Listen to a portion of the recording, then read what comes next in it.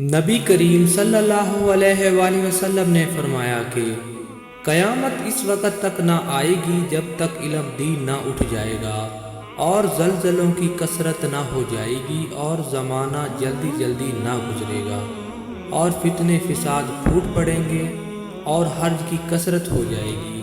اور حرج سے مراد قتل ہے، قتل، اور تمہارے درمیان دولت و مال کی اتنی کثرت ہوگی کہ وہ ابل پڑیں گے۔